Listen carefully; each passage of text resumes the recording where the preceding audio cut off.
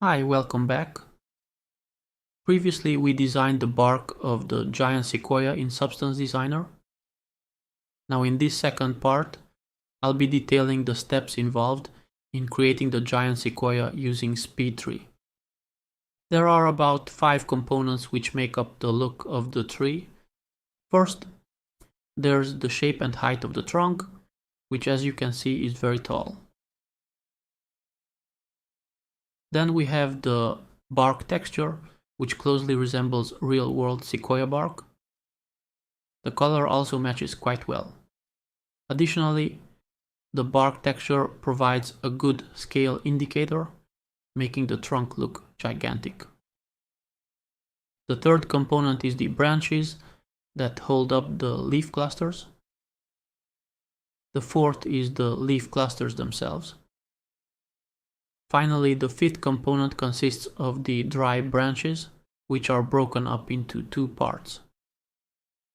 Let's take a quick look at each of them. Let's start with the first component, the trunk. One distinctive aspect often portrayed in illustrations is how the trunk abruptly ends.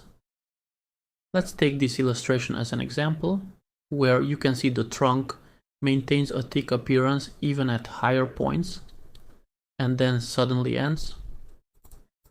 To achieve this effect, adjust the radius curve in the skin tab to create a sharp taper towards the top. Another factor that influences the appearance of the tree and can give it a more stylized look is its overall thickness. By adjusting the thickness in the skin tab, you can achieve a more stylized effect. In this case, I opted for a thinner tree to maintain a realistic look. Next, we have the bark texture. To utilize the displacement I created in Substance Designer, I need to change the displacement source from noise to material.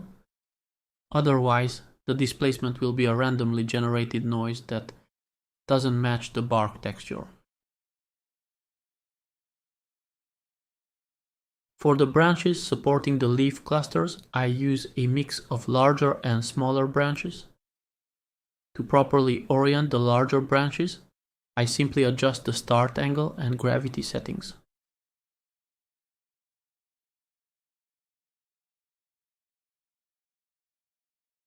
Additionally, I have another set of branches growing out from these. For this second set, I apply a planar force to make them appear more flat compared to the initial branches.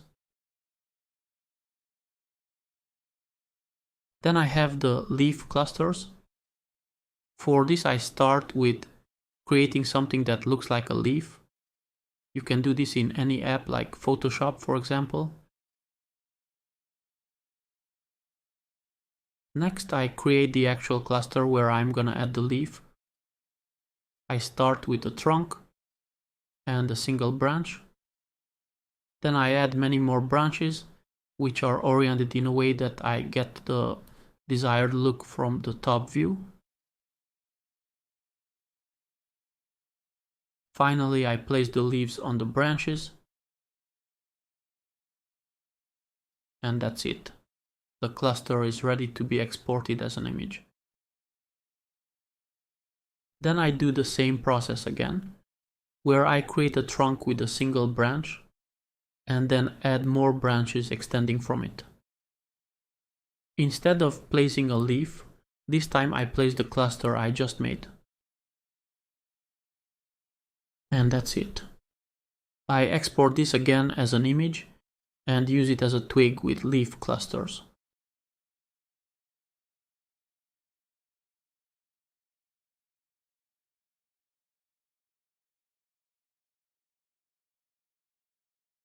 Lastly, I have 2 sets of dry branches with slight differences between them.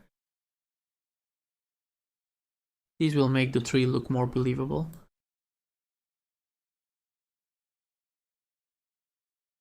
I hope you enjoyed the breakdown. Make sure to subscribe for more content. Thank you.